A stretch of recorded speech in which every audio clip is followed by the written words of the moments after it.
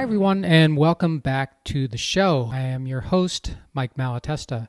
On this podcast, I dig in deep with every guest to get to the roots of their success, to discover not just how it happened, but why it matters. My mission is to expose the ideas and clues you need to inspire, activate, and maximize the greatness in you.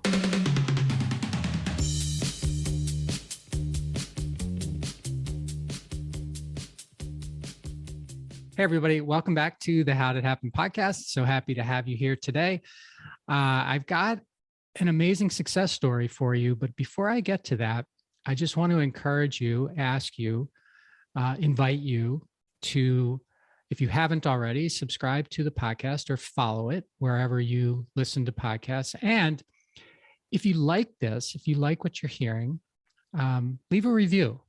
The podcast gets noticed when reviews are posted.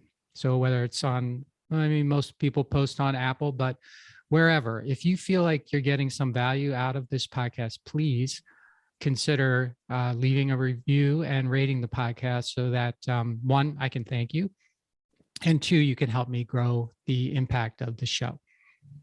So now that that's out of the way, let's talk about the success story I have to share with you today. I've got Sunil Godse on the show. Sunil, thank you so much for joining me today. Thank you very much. I'm looking forward to sharing my opinions and helping people really tap into this subconscious phenomenon that they have called intuition that helps you make the right decision every single time. Every time. Okay. I'm a student here, so this is going to be fun. Let me tell you a little bit about Sunil first. So Sunil Godse helps businesses eliminate their competition by unleashing the power of intuition to earn the trust of those responsible for their success in under 14 seconds through a process he developed called intuitive branding. As an entrepreneur, he's used his system to generate more than $20 million in revenues before he decided to move on to help a significant number of businesses collectively earn millions in revenue, including major brands such as Citibank, SAP, Rogers Wireless, and Western Digital. His advice simply works. Sunil's written 2 books. The first is Gut, What It Is. This is subtitle. The title is Gut. Subtitle, I love the subtitle. What It Is, How to Trust It, How to Win It. Is it Win It? Own It. Sorry. Oh, no. How to Own It. And the second is Fail Fast, Succeed Faster. I love that title too. He hosts the Intuitive Branding Podcast, and you can connect with Sunil at his website, www.sunil, S-U-N-I-L, Godse, Godse.com. You can also find him on LinkedIn easily, and his email is sunil@sunilgodse.com. And before we end today, you will want to make sure that you give him a call before your competition does. So Sunil, so happy to have you here. I start every show with the same question for the guest, and that is, how did it happen for you? The pinnacle moment that got me to take a real deep dive into understanding what intuition is was reflecting on the times when I trusted my intuition and ignored my intuition. And the one event that really got me to take a deep dive into the science of intuition was when I had a good friend of mine reach out to me who needed some help. And she was being stalked at the time. And I was doing some personal coaching while I was doing some schooling in engineering. And there was something that was urging me to tell her to take her on, to meet with her that afternoon. I didn't have anything planned. Yet when I was approached by a couple of my friends to go for beers that afternoon, I said yes. And even though something stronger was urging me to say, no, you need to go talk to her. And I said, well, I ignored my intuition. And I said, well, do you mind if we meet a couple of days later?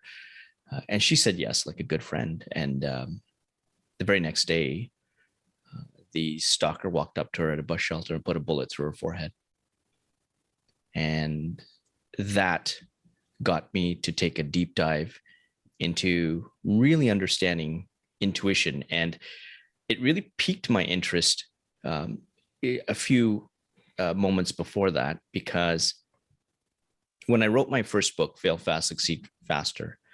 The premise of that book was that if you read the stories of failure from others, then conceptually, at least, or theoretically, you should be able to succeed faster because somebody else has already failed from you.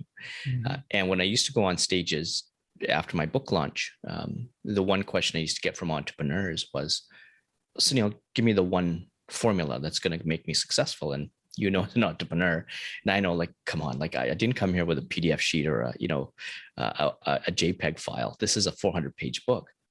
But when I went back to the audio podcasts or the audio recordings of my interviewees, what I failed to understand, what I didn't pick up in terms of a pattern, is that those that failed had said that they ignored something, like they ignored their intuition, they ignored their gut, they knew what the right decision was, but they failed to take that decision.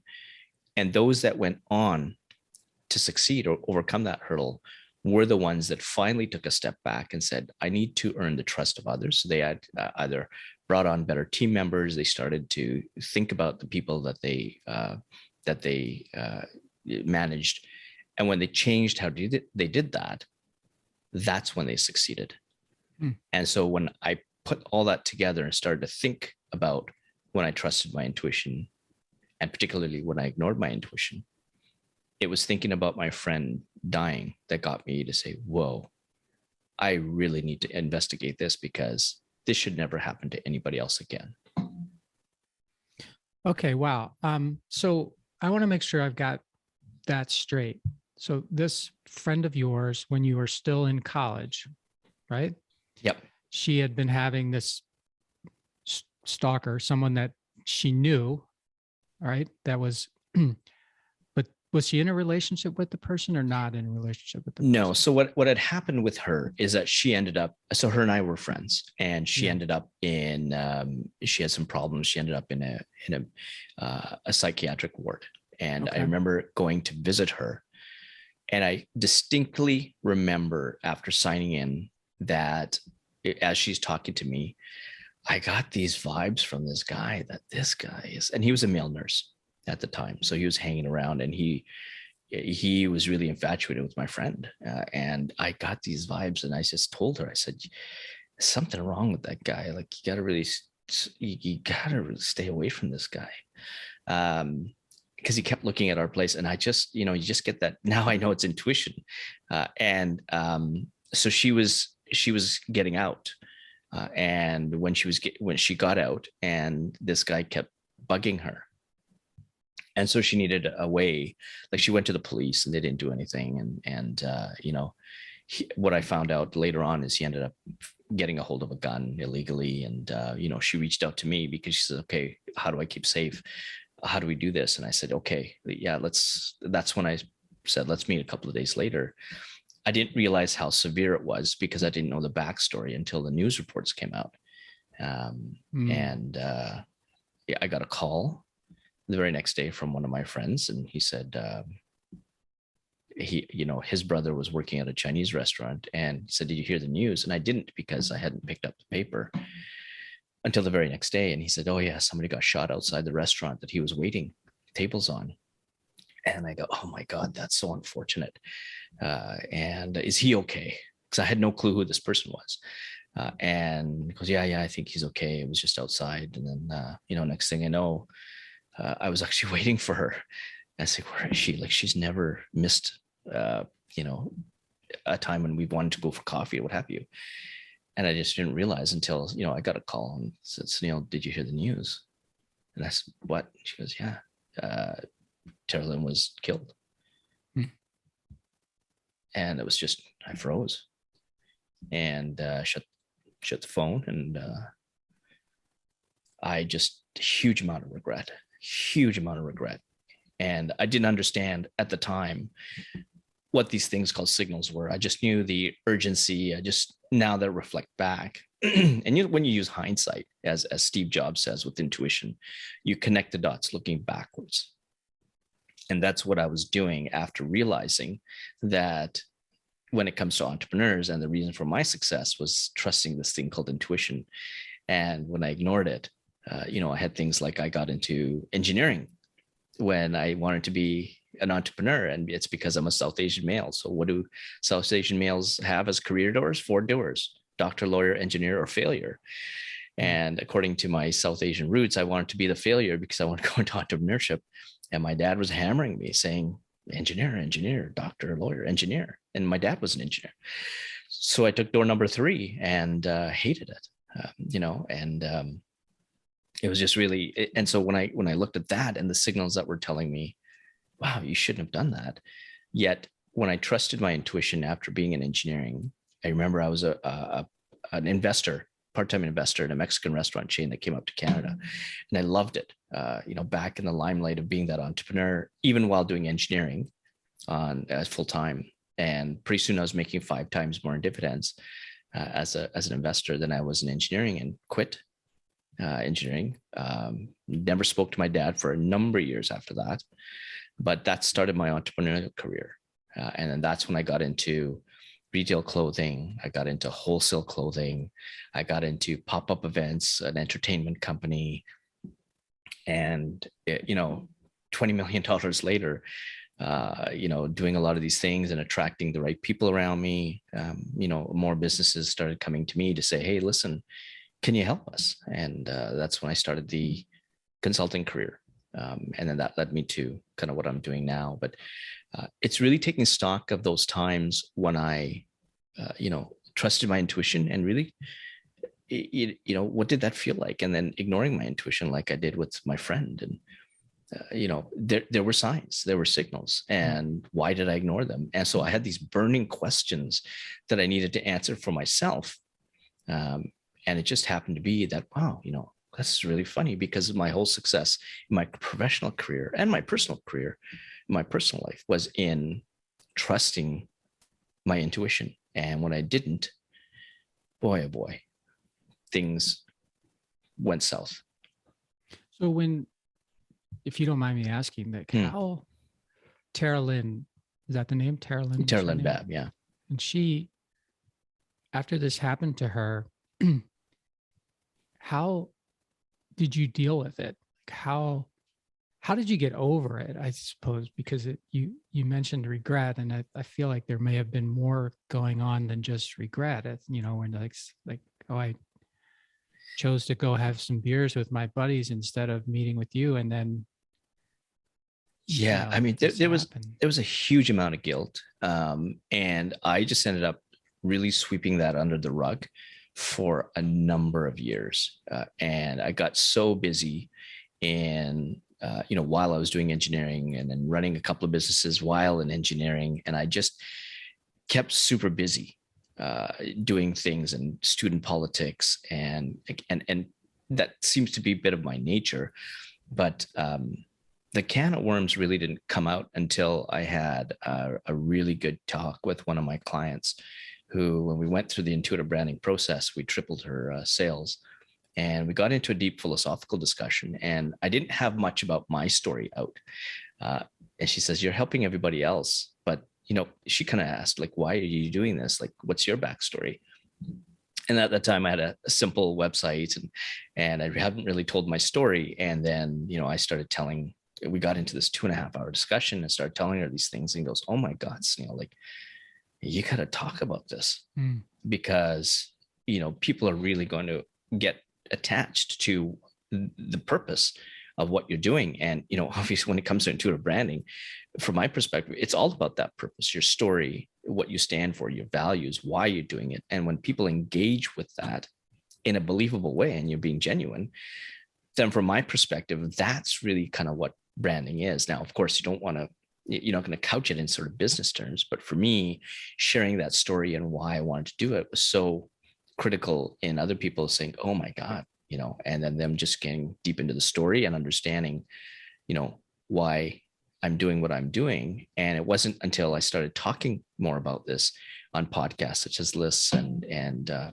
finally putting it on my website, it was a cathartic moment. And if you look at some of the very early discussions I had, I was on a radio show in Toronto, it was a Caribbean radio show. And it was kind of one of the first times I talked about it, and the emotions started coming out. And I I think over the last, it's been a number of years, but then the emotion starts coming out, and I was able to deal with it in my way, and then more importantly, use it as a tool for others to learn from, because I don't want people to go through something that egregious. And what's really interesting is you and I were talking a bit about before about the preamble, is the type of people I start to talk to now are those who I just released, Stephanie Palacios's podcast where she was kidnapped for over a week, and Ashley Michelle, who was walked into an apartment where her boyfriend was just about to murder her as victim number 2. And people have been homeless, and people have gotten, lost everything and turned it around. And for some reason, I love those kind of stories, because perhaps this is a mimic of sort of what I've gone through in terms of realizing what intuition really is. And then turning that into, okay, let me figure this thing out so that other people can really enhance or enrich their lives based on what I'm going to tell them. Well, it's a horrible story that, resulted in a pivotal, it sounds like, change in you and your trajectory and your direction and your humanness that, so many of us have not the same story as yours with Teralyn, but something similar, right? And it just like rocks you so much that you're thinking, do I really want to like give in to what my dad wants for me, for example, in your case, or is this the sign that I should go a different direction? And it's those deep conversations that are so important, so pivotal. And when we talk about this pandemic and the great recession and the transition or the opportunity, or however people want to couch it, but so many more people and businesses are having that conversation about, what do I really want in life? What truly makes me happy? And we've been so mired in extrinsic rewards and our lattes, and where the intention is not necessarily inside or intrinsic, the intention is extrinsic. And it all comes down to everybody knowing why they do things, which is where intuition kind of sits. And so there's been a big shift in me helping other people, because the pandemic has gotten businesses and people to have those conversations, and to have some deep and meaningful conversations, because they really want to figure out what life means for them, or what's their purpose in a business. And it comes down to trusting your intuition, because your intuition, as complex as it is, and we could dive into how complex it is later on, but it is never wrong. Every single time. Never wrong. Every single time I've trusted it. And the close to 1,500 people that I've interviewed, including yourself, for my podcast, every single time they've trusted their intuition, they've moved their life ahead in some way, shape, or form. And every single time they've ignored it, they've regretted it. And so I'm trying to shift that balance to give you people a template to say, this is how you'll never ignore it again. And I can give you the tool.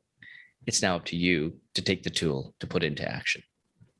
When you were talking through that, the great resignation, this whole thing that we're sort of going through, and people are leaving the workforce and stuff. It reminded me of in the U.S. Declaration of Independence. It says the pursuit of happiness. Right? That's what the U.S. is promising people: the pursuit of happiness. And I think that, especially having gone through the pandemic, what so many people are saying is, and this is just me, I want to get your sense on this, that, this whole pursuit of happiness thing, that's a loser's game. Because if you're pursuing happiness, you're always comparing your happiness to someone else's. And I think they're ditching this notion of pursuing happiness, and they're just saying happiness. Right? It's like, I'm not pursuing happiness anymore because that's the track that everyone's on. I'm just deciding or choosing happiness for me, and that's what I'm going with. Sort of like you with the intuition thing. But do Does that resonate with you at all? Is that Yeah, and I think if we, because I often use happiness as something I talk about, like when you trust your intuition, you start to you start leading a life fulfilled with it's truly fulfilling and happy. But there's, I think, an important part of that, especially when it comes to intuition. And first of all, happiness has to be intrinsic. It has to be inward. You yeah. cannot compare yourself looking to others and say, that's happy, that's happy, that's happy, or they're happy, I'm going to try and be like that. That's when you get into the extrinsic reward and motivation. And you don't own that. That's rented land by somebody else. And so when you're renting somebody else's emotions or renting somebody else's values, they're not yours. You're living through their values. You're living through their happiness. And it has absolutely nothing to do with you. So the first thing is your intention should be internal happiness. And the other thing that I would actually, this is the first time I'm actually diving a little bit deeper into it. One of the common things that I specifically tell others is when you take care of the inputs, the outputs take care of themselves. And if we were to layer happiness on top of that, the output is happiness.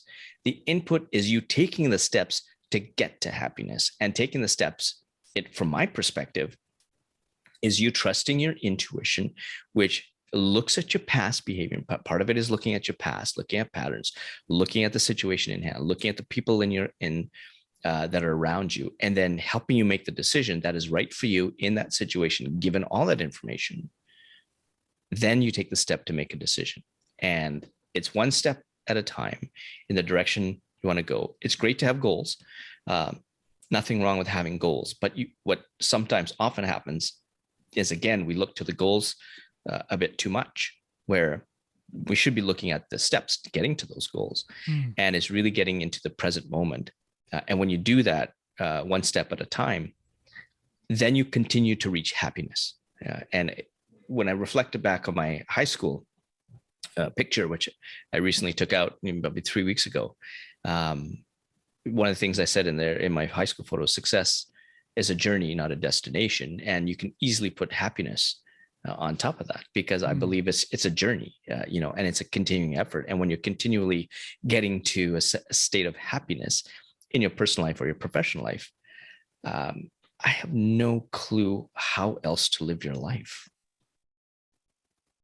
But it's a personal journey rather than a comparison journey, which is, I would just want to make that distinction, right? Because yeah, absolutely. I mean, you can use comparisons in some ways, obviously, if you're looking at from a business perspective, or you can get some clues as to what happiness is for others. But these are clues. And in the end, what is right for you is where your intuition really helps.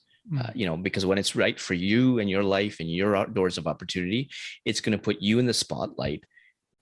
Even though you're comparing yourself with others, and your intuition is going to do that as well. And it's going to take a look at, okay, are you comparing yourself with others because you look up to them in a very authentic way? You like their values because they resonate with yours. And so there's a whole bunch of complex components and mechanisms that go into what your intuition takes a look at. But the way that I characterize intuition is, it's like driving a car. You need to just start the engine. As long as the engine the noise sounds okay, which are what I call intuitive signals, then you drive. You don't need to know, you don't need to open up the hood to be the mechanic to figure out what are the complex components of intuition.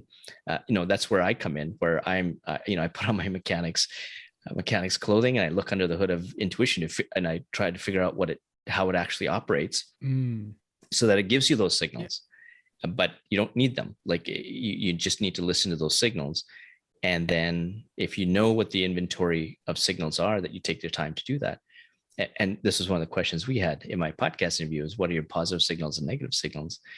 When you and I were hopped on a podcast interview on my podcast series. But when you can recognize those, now you have the guideposts to make every single decision the right one for you, no matter if other people balk at them, they go against other people's opinions, it doesn't look good. It doesn't really matter, because when you start, again, getting to that comparison game, and you hesitate, even though your intuition is saying this is for you, this is decisions for you, then you're delaying, the happiness that you could have by taking that step. When you chose to go away from the engineering path and toward the entrepreneur path. And you said that your dad and you didn't speak for a long time after that. Mm-hmm. Sunil, was that your decision, his decision, mutual decision? That was his decision. His decision. Yeah. And as a South Asian male, I can kind of understand what that culture is all about. The East Indian culture, and again, I'm going to generalize, Mm-hmm. not everybody's like this, but it's about, the talking points, like my son's a doctor and there's a sense of security. And when you talk about things like entrepreneurship, where there's, high risk, even though my dad was running his own company at the time, he's an engineer. He's not a business person. And I'll give you a very good example of the difference. My dad's very good at what he does. And I remember at the time, there's a software called AutoCAD that came out. And it was doing well and was taking over designs. And I said, well, Dad, you're charging, $250 an hour, and you're spending 2 hours doing this design. And it's the same sort of column structure that you're looking at, or rebar structure.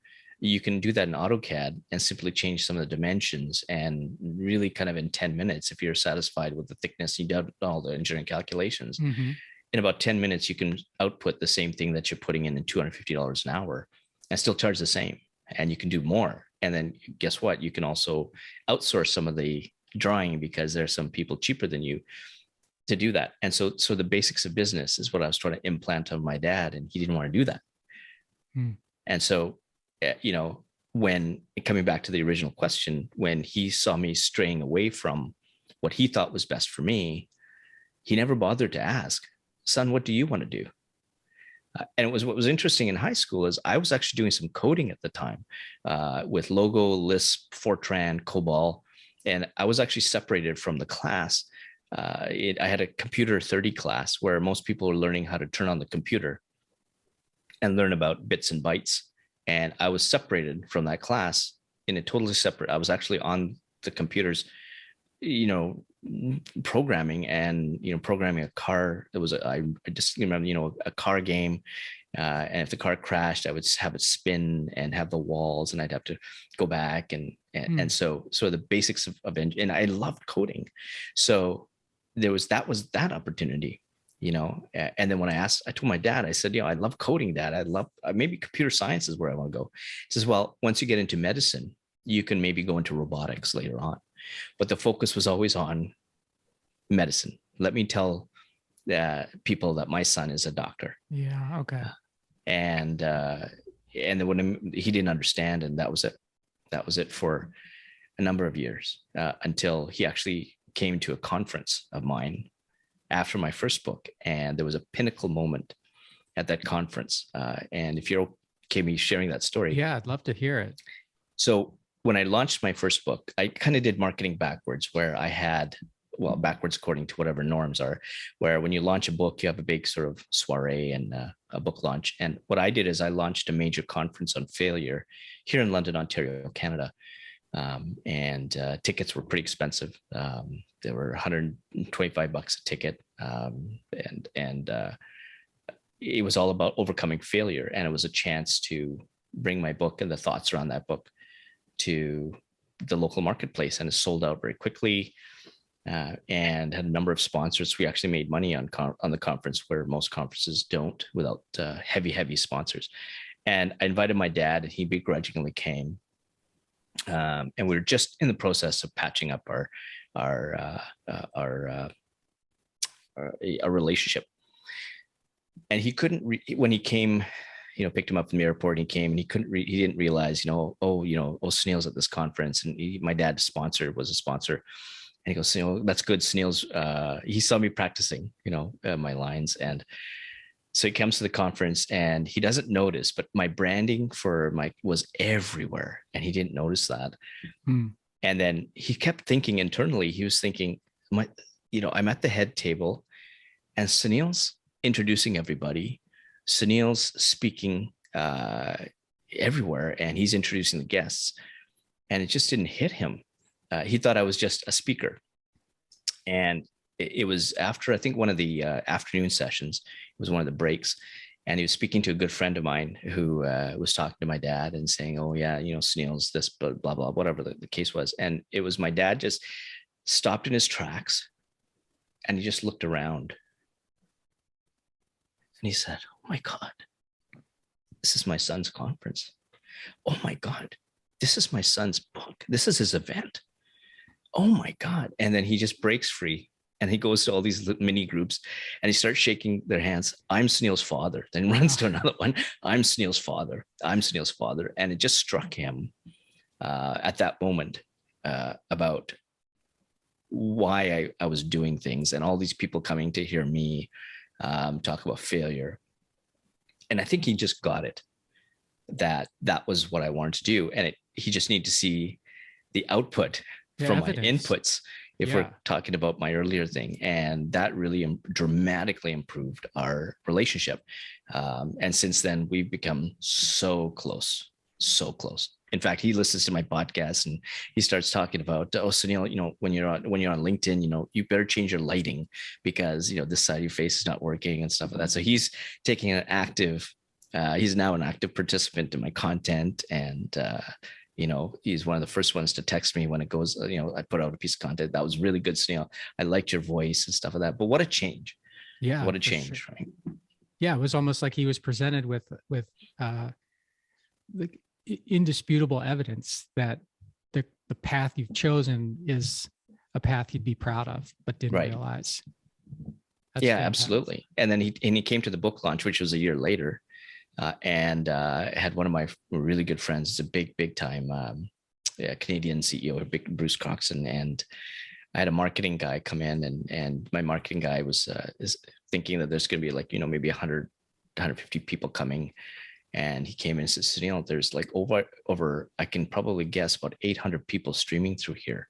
I've never seen a book launch event this big. I've never seen an event this big. And I said, well, I had no clue because I was inside. Again, my dad was there and he was able to see the fruits of my labor just from putting my mind to write a book. I've never written a book before, but this was spoke to me intuitively that this book needed to come out because my whole career was helping other people through their failures. Why shouldn't I share that with others? Right. And that just really kind of took off between first book, second book, and what I'm doing now. And I want to thank you for that. I'm glad we got into that. I appreciate you going down that road with me. So intuition is never wrong. I guess I want to get into sort of intuition 101, if you don't mind, because I feel like everybody listening has some awareness of intuition. They can even describe a little bit their own intuition.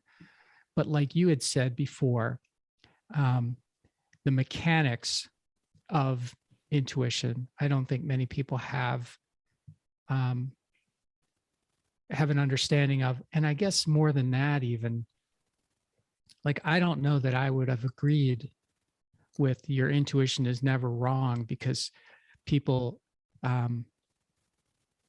maybe this is it. Maybe you don't think your intuition is ever wrong, but you sure do think other people's intuition is wrong. So let's get into it. Yeah, absolutely. And so one of the things is we have to really understand what intuition is and what intuition isn't. And so what happens, I think, is that there's this broad brushstroke that a decision that's made, they somehow think that it was intuitively led, but intuition is really about a balance between your emotions and your logic and reality. And this is a 30,000 foot view. And so when some people make a very emotional decision and they go down the rabbit hole, then they look back. Somehow we're talking about intuition in the media, or they see intuition, they say, oh yeah, intuition led me down the wrong path. And a really good story about this, I remember having a podcast interview with Mark Metry, and this guy was in high school, and he kept lying in high school so much that he lost himself, and he wanted to take his own life. And so when we start talking about intuition on my podcast, he said, yeah, my intuition is not always right. In this case, it got me to lie, and I almost killed myself. But then I learned from my intuition, it's a ...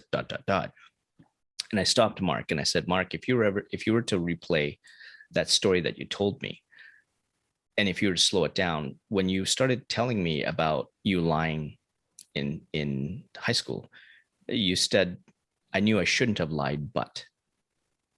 And since then, of course, my team's gone back. We captured that. That was the moment, even in the story that he's telling me, that his intuition is saying, no, you're not supposed to do that. But you did it anyways. So when we look at intuition, one of the first things I wanted to do is, at that time that I started looking at intuition, it was all about, manifestation and voices from God and coming from the cosmos. I had an NHL coach that told me intuition came from the cosmos. And if you define what intuition is like that, no problem. But because of my engineering and my computer science background, I kind of wanted to have some data. And so I went to a neurologist friend of mine to say, hey, listen, does intuition actually exist? And I wasn't expecting much from him. And so I turn on the cameras and he says, yeah, Sunil, intuition absolutely exists. We all have a sixth sense. I use it with my patients, and there's more and more neuroscience research coming out that is showing that intuition is happening much faster in helping our decisions than ever before. And my eyes just lit up and I said, oh my God, okay, where's this research? And so I go to an academic database.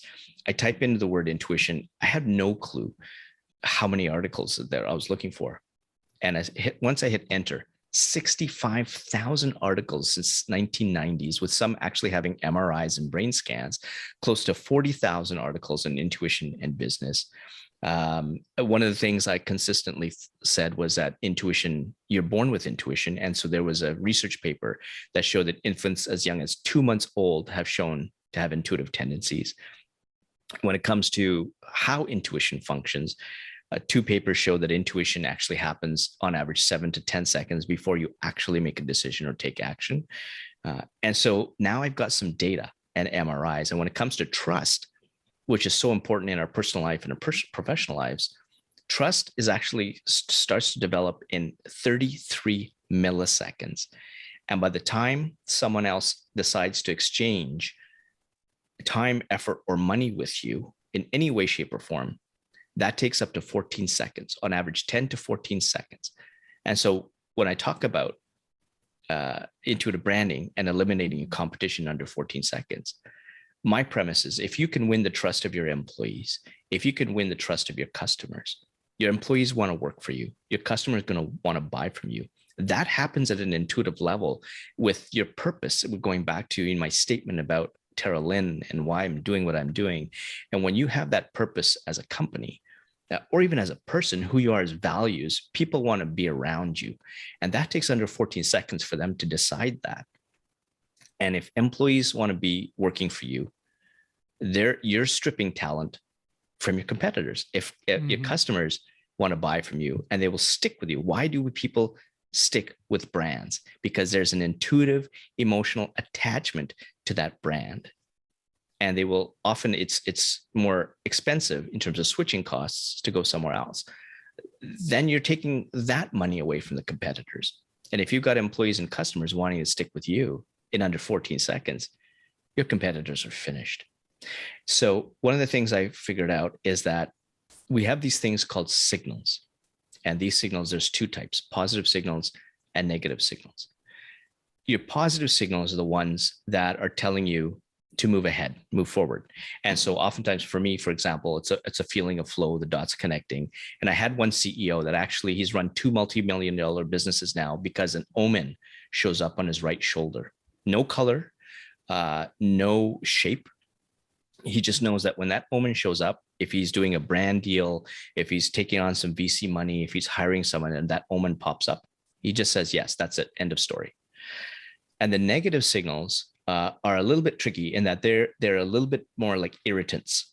And so for me, the very first intuitive signal I get, and the way that intuitive signals work, is that they start subtle in nature, and then they get louder and louder as you continue to ignore them. And so I've had one person who was in a relationship and she finally heard the words "get out."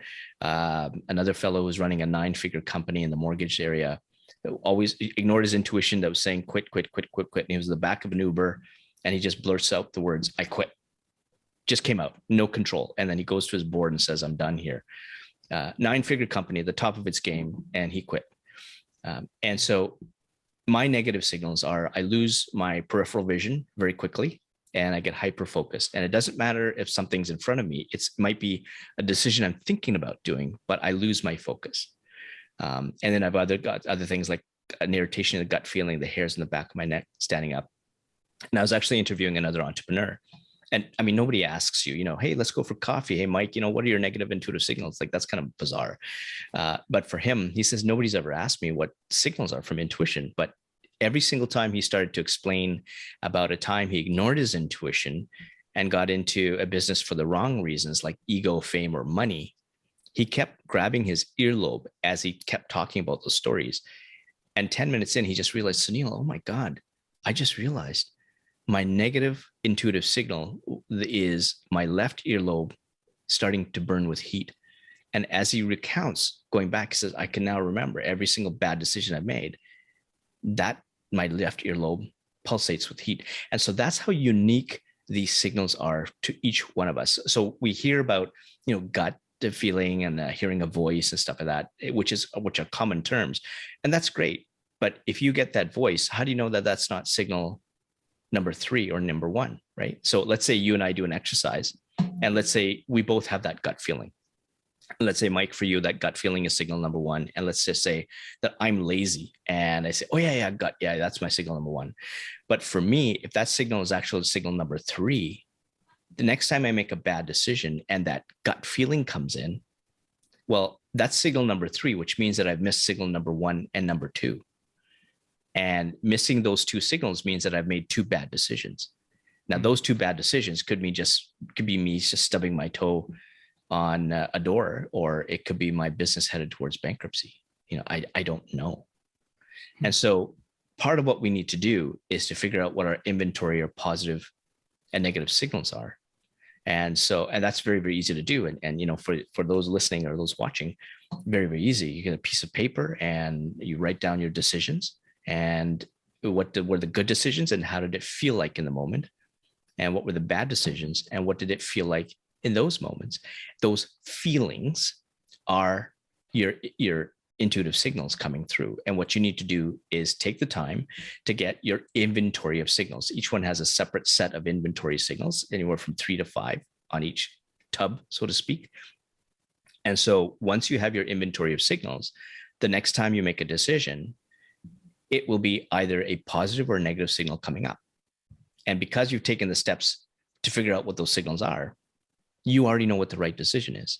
So the next question is, well, what fuels these signals? And if we go back to the car analogy I was talking about earlier, remember, you don't need to be the mechanic. I just told you how to drive the car. So now let's introduce Sunil Godse, the mechanic, and I'm going to be opening up your hood to look at all these things. And what's underneath these signals, what drives these signals are 4 types of intuition. And the best way I can demonstrate how these 4 types of intuition work is through a case study. A really good friend of mine, John Rothschild, was an investment banker. And he was one of my very first interviewees when it came to understanding intuition. And so this guy, he's an investment banker where data, spreadsheets rule his world. And so he's saying, come on, intuition, like, what's wrong with you? Intuition doesn't exist. What are you talking about? So he says, listen, come on down. I'll give you an hour and we'll talk about this thing called intuition and, for 5 minutes, and then we'll just catch up. I haven't seen you in a while. So I got my video equipment and driving down and going, whoa, this is going to be a great interview. I have no clue how this is going. And I turn on the camera and I'm telling him about the CEO that sees omens and the guy who has left earlobe getting hot. Mm-hmm. And he's just like, Sunil, I omens and this, I'd really like to shake this guy's hand. Listen, Sunil, okay. Any decision you make in life is based on your learning and experience. And so now I'm going to start getting into the 4 types of intuition. One of the first types of intuition is called experiential intuition. And so if we go back to the premise that you were born with intuition, with that research paper, when you're born, you go through 5,000 to 6,000 experiences per day. When you're older, 28,000 to 35,000 experiences per day, whichever research paper you look at. every single experience that you go through, every single decision that you make is a data point that goes into the subconscious area of your brain. So if you look at your brain like an iceberg, 90% below water, 10% above water, the subconscious area is the iceberg portion underwater. Every single data point ever since you're born goes into your intuition as a data point, so that when you make a decision today, you have billions and billions and billions of data points of experiences you've had in the past, of the learning you've gone through in the past to draw from. So when it sends you a positive signal from an experiential intuition perspective, it's saying, Mike, you've had a very similar experience before that went well when you made those decisions. Here's a positive signal to say, go ahead with that decision. And conversely, if it's a negative signal, it's saying, Mike, you've tried this decision like that before, and it really didn't work out well. So what are you doing making that decision again? I'm going to send you a subtle negative signal. And if you ignore that one, I'm going to send you a louder one. And so I was telling John that sometimes your intuition has you go against the data. And he goes, well, that's funny that you mentioned that, Sunil. He says, I have an actual story for you. And I said, well, please tell it. And so John was in the business of running franchises. And so if you look at putting in a franchise, his team would look at a benchmarking system where they would look at a 10 out of 10. And anything that was 9 or 9.5, you'd put a franchise location in, similar to Wendy's or McDonald's or Dunkin' Donuts. And they would look at traffic patterns, demographics, and development of the area as sort of inputs into that benchmarking system.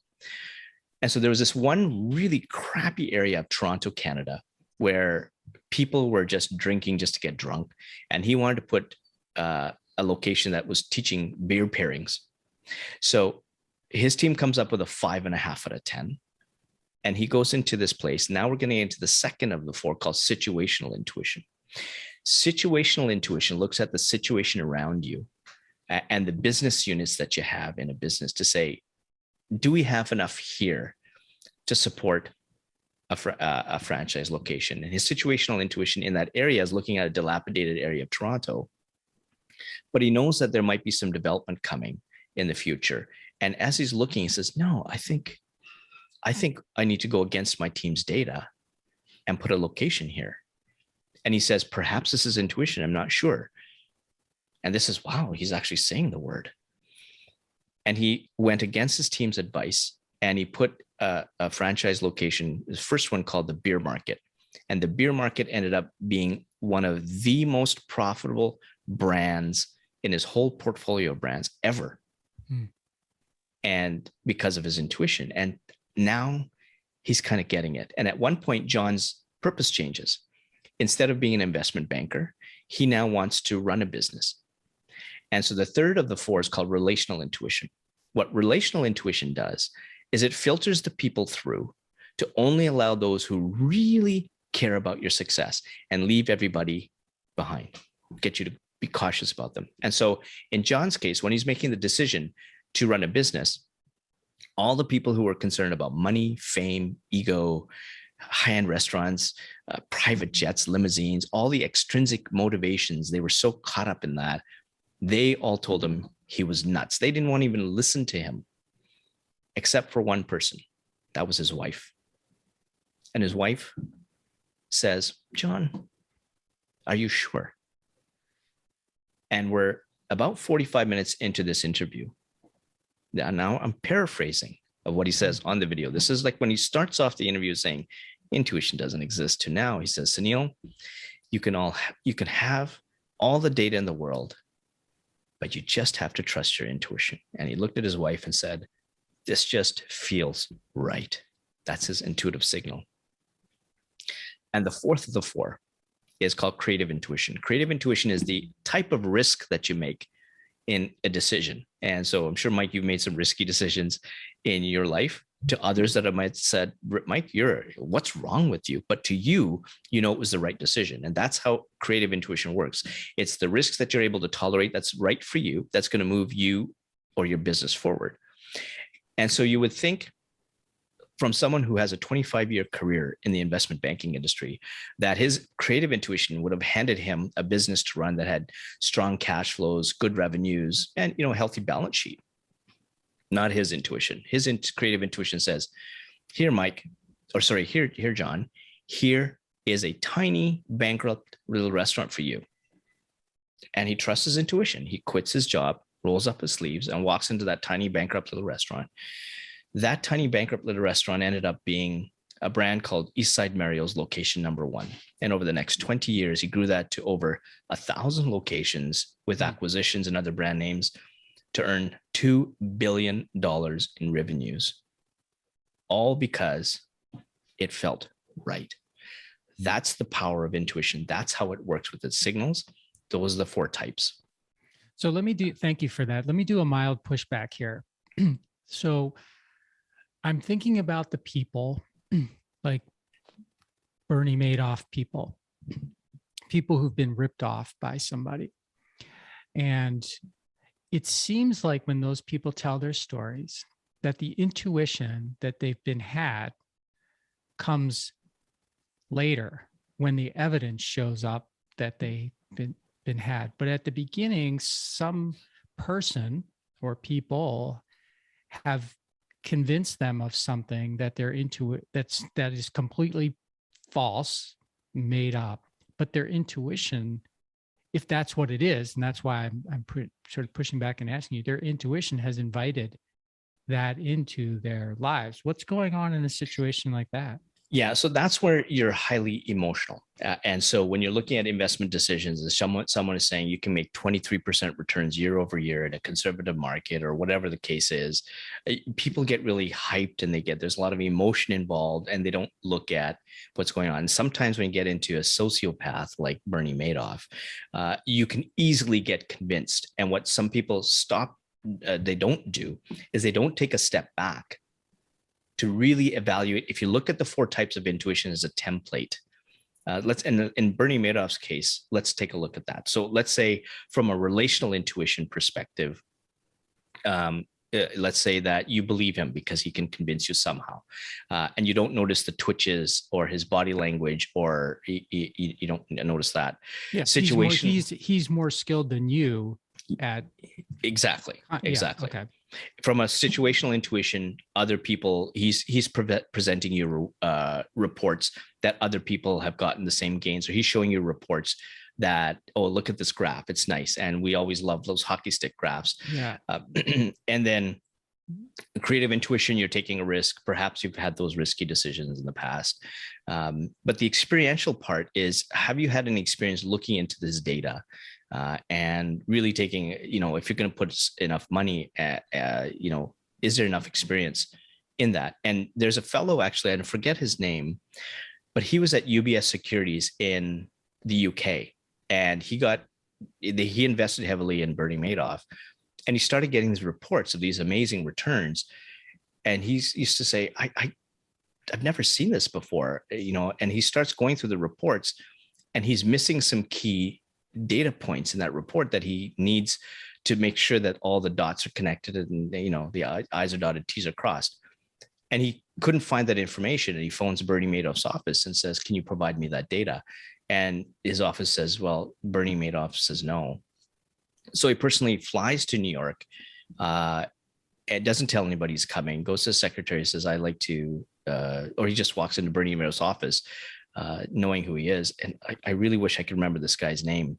And he goes to Bernie Madoff and asks for that information. Bernie Madoff says no. And he says, listen, I've got, I think it was $25 million of my money in your assets with UBS Securities.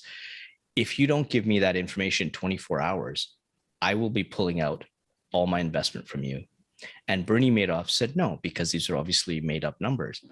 And so he goes back to UBS in the UK. He pulls all his assets. He advises everybody in UBS Securities that they should pull out as well. And some did and some didn't. And obviously Bernie Madoff ended up being a fraud, as we all know. And those people that didn't listen to this fellow all lost their money.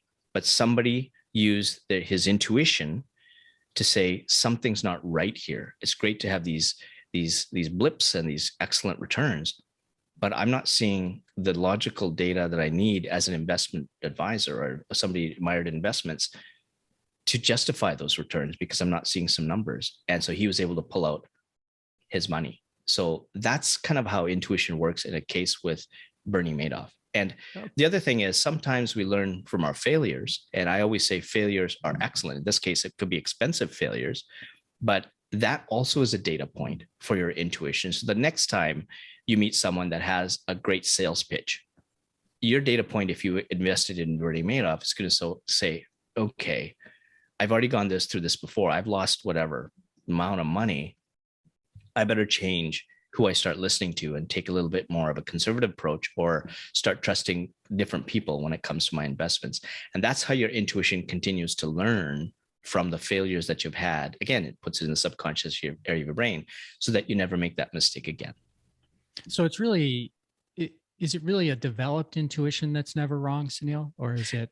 It's always learning, learning, Okay. all the time. And when you're a baby, of course, you don't know any much. And somebody says, don't touch the fire, and you're going to do that, right? And so you touch the fire, it's like, oh, that's hot. And for some reason, you might see somebody else do it with a stick, and it glows really nicely. Oh, that looks nice, even though my mom and dad told me not to do that. Oh my God, this big fire comes. And so you start learning as you go through life, and then you start learning the different signals that you have. But when you're much older, most people have gone through quite a bit in their life, and the types of decisions that they need are the intuitive signal is there. And one of the things that when you're presented with a negative signal, it doesn't mean that you shouldn't make that decision. It just means that, okay, my intuition says I need a little bit more information. So depending upon which of the 4 types that is sending you a negative signal, you take a step back.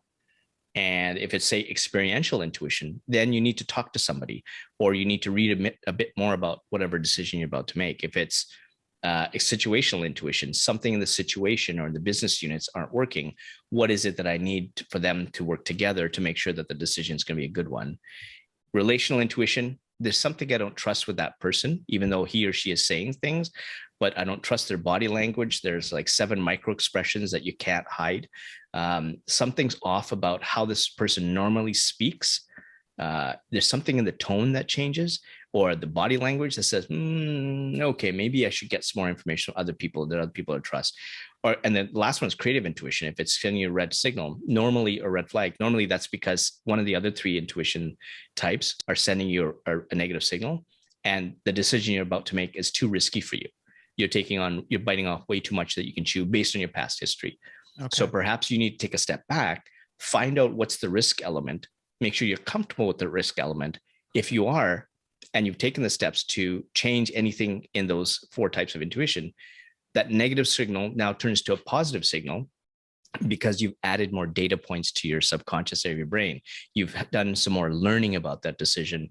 And then if you've got 4 positive signals, you move ahead with that decision. Now, obviously, I'm slowing things down a lot, and we're just opening the lid on this thing. Absolutely, we're just opening the lid. So, Sunil, this has been fantastic. I'm glad that we opened the lid. My mind's going a mile a minute about learning more about intuition. I told people at the beginning how they could get a hold of you. Is there any other ways that you want people to reach out to you, or is the website the best way? LinkedIn? Yeah, website. I'm on all my socials, LinkedIn, Facebook, Twitter. I'm on TikTok. I don't do any dancing, because if I did, the intuition of other people are going to say, perhaps I shouldn't be listening to this guy. But any of the socials, my website's there. I've got a webinar. You can check how strong you are in your business intuition. There's a business intuitive strength quiz on my website. So you can feel free to take that. I'm going to take that for sure. But yeah, lots of ways to get a hold of me. So, yeah, please do. And hopefully I can help you make the right decision by you getting to trust your intuition. And don't forget his podcast, absolutely, as well, which is Intuitive Branding, right? Absolutely. Intuitive Branding. Sunil, thank you so much. It's been a pleasure to have you on the show. It's been awesome. Thank you so much. Okay. Excellent. Sorry, I got way technical into this. Sorry. No, that's cool. I feel like I kind of wanted to go there because for sure. It's too easy to just talk about intuition because everyone's like, oh, I know what intuition is. I have it. And, I just wanted to sort of dispel that and get into, because I know there's a lot to it, but well, cool, man. Thank you so much for doing this. If you did enjoy the experience, I'll ask you to leave me a podcast. Absolutely. I'll definitely do that. That'd be fun. I did leave one for you, by the way, just so you know. Oh, thank you. Appreciate that. Yeah. My Yeah, I'll pleasure. definitely do that for you for sure. Okay, cool. I'll let you know when Excellent. everything comes out, and it's been great.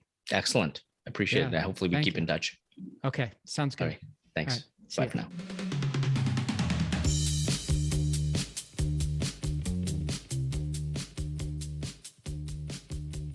This broadcast is brought to you by Wincheck Studios. We are an all-in-one educational platform for podcasters that revolutionizes how hosts leverage content to increase engagement with listeners, downloads, and income. We come together to focus on community, collaboration, and collective impact. For more information on how you can interact directly with our hosts, access exclusive live content with offers you can't get anywhere else from our official partners, join our purpose-driven community by visiting www.winject.com.